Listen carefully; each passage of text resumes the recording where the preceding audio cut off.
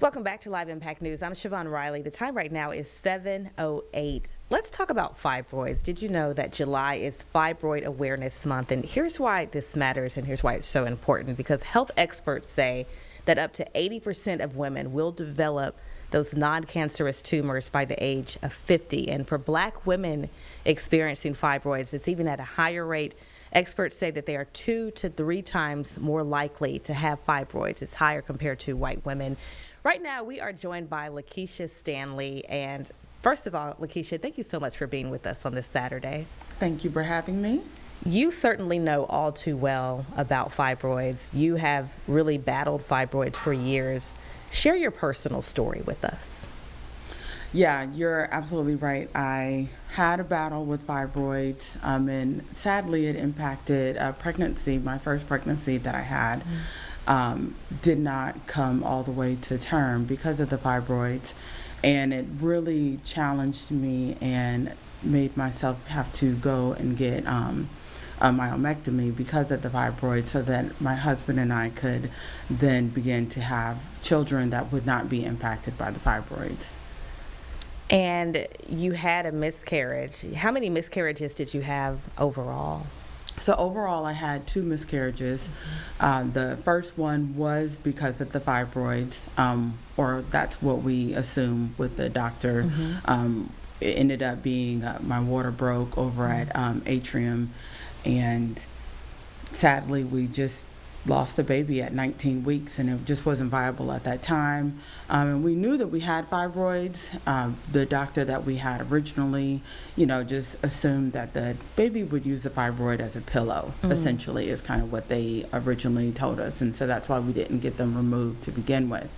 But after having that miscarriage, it then catapulted us to further get the fibroids removed so that we could, really close out that chapter and be able to have a child in the next. And the third try, you had your son, Elroy. Yes, yep, I feel like third time's a try. Yeah. We call it our rainbow baby at the same time, but we're just blessed and thankful. But it really was a struggle. We ended up having, with the myomectomy, we had an open myomectomy with a wonderful provider, actually at Atrium again. And she removed a fibroid was about the size of a cantaloupe, and then at least 9 to 10 others. And I've been a very healthy, active athlete in my years and never realized that I had these fibroids. But I had different symptoms that happened in my life, but just didn't think anything of it that it was related to fibroids, in fact. And then not until my husband and I started to want to have children is when we essentially began to go down that road and learn that we had the fibroids. And when you're going through that, especially as someone who was trying very hard to have a child, what was going through your mind? I know that has to be devastating when you have 2 miscarriages.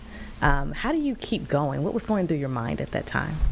Well, I think the first thing that I wish is I would have started earlier, not in having children, of course, but earlier in understanding what was going on with my body, understanding what birth control could have impacted, and just really knowing the status of my uterus at the time.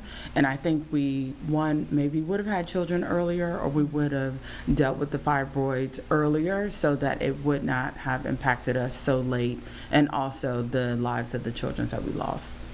And for people who lose hope, because I know so many women who struggle with fibroids and they get discouraged because they don't think they can have children, but your story proves that it is possible. Yeah, absolutely. It's really just on understanding, again, what is going on with your body and being able to navigate those spaces, but then also having excellent providers along the way that can help you, guide you in the right direction. There was a provider that we thought we could do laparoscopic, and she let us know very quickly that our fibroid was too large to do something like that. So absolutely making sure that you have someone in your corner that knows the medical terms that you need and the care that you need, and just having your family beside you to really be able to have the faith to keep going. Yeah, that faith is really going to go a long way. And, this is something that a lot of women, they're afraid to talk about this. To be transparent, I've also dealt with fibroids. Back in 2021, I was like, everyone kept asking me if I was pregnant. That's how Right. large, because they make you look pregnant. Right. And at the time, it was a conversation that people were not having back in 2021. And I just remember being so tired. And I just thought it was normal to be that tired all the time. And I just remember, this is when I was in Memphis, and my mom, I told her, I was like, well, I lost 15 pounds. And she said, well, did you lose weight in your stomach? Because, moms are going to tell you the truth. Right. And I said, no. And she said, get on the bed. And if your stomach is hurting, she said, I think you have fibroids. And I just thank God for that, because I really feel like that's what saved my life. Because when I went to the doctor, by the time I got to the doctor, she said, if you hadn't have come, you could have had kidney failure. Oh, Because my fibroids had gotten about 7 pounds, I believe, which basically after I had my surgery, she said, it's like you were carrying a baby. And so can you talk about the importance of more women really need to know about fibroids and just having these conversations? Why is that so important? Well, before I answer that, I want to actually say I didn't actually have those same symptoms. My symptoms were I would actually struggle to use the bathroom. And I just always felt like it was just an extra pressure, but I just felt like that was something normal. And not realizing when I had my first OBGYN who found the fibroids, she was like, the way how it's situated in your uterus is actually the reason why you're struggling to use the bathroom. So that was my indication, but I didn't have heavy periods. Like, those are some of the typical signs and symptoms that you go through. So mine went undetected for years. I think I didn't find mine until I was 33 or 34. And, I had healthcare all those years. I just didn't think let me get an ultrasound to check the status of my uterus.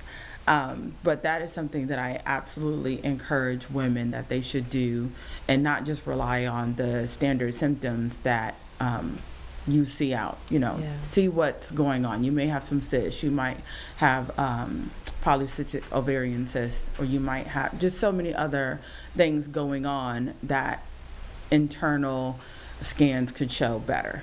Yeah, and that's so important, because I actually had that happen too, where I couldn't use the bathroom. And again, I didn't know what was going on. So that's why these conversations are so important.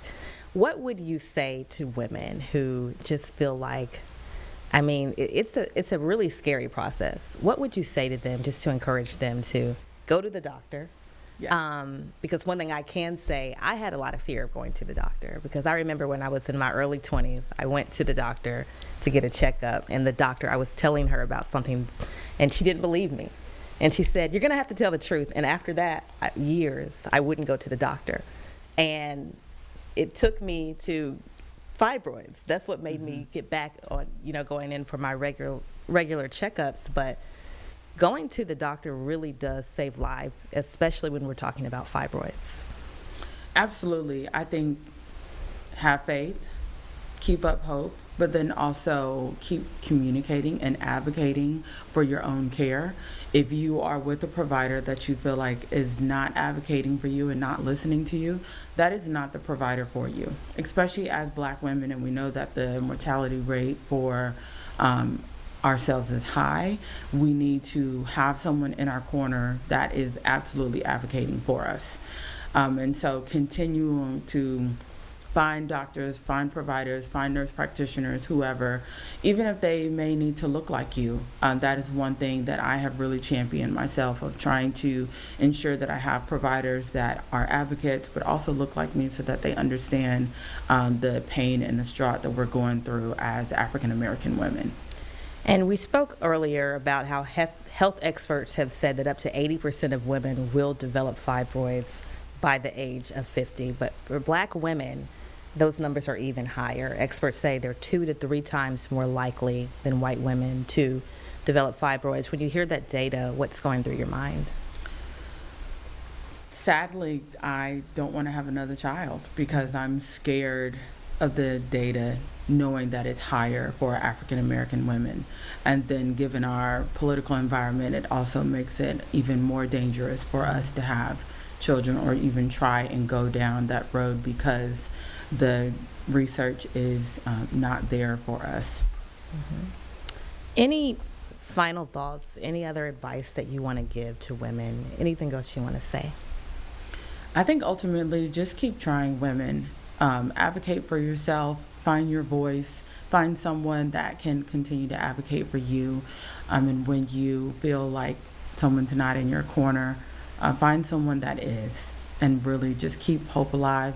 You'll have that child or not, and also being okay if you decide that you do not want to have children in your life. That is also a perfectly wonderful opportunity to be able to enjoy yourself and your partner and live your best life. And sadly, fibroids can return, and for a lot of women, unfortunately, they do return. Have yours returned?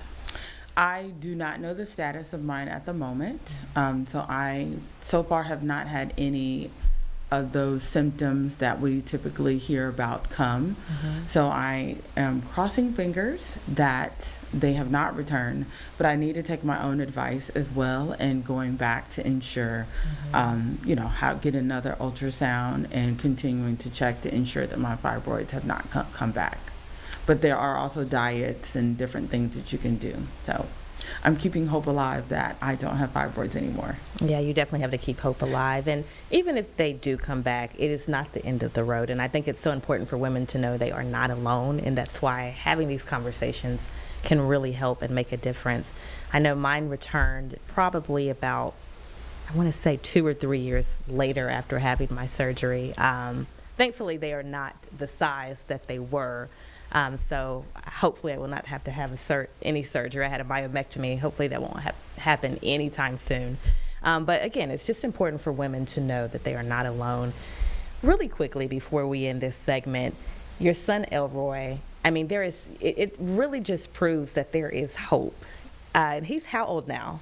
He is 3. 3 years old. And I had an opportunity to meet him, and he is just a ray of sunshine. What do you want to say just about, he's proof that you can have a child, you can get pregnant?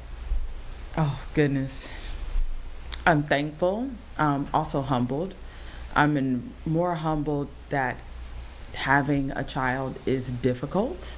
I think a lot of people do not talk about that.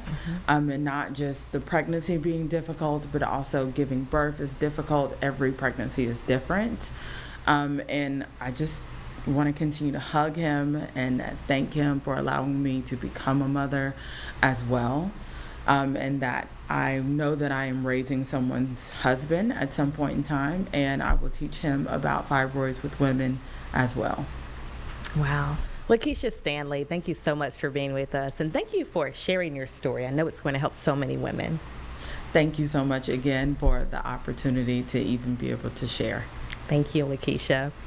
After the break, we are going to hear from doctors because a lot of people want to know we talked a little bit about what you need to look out for if you do have fibroids.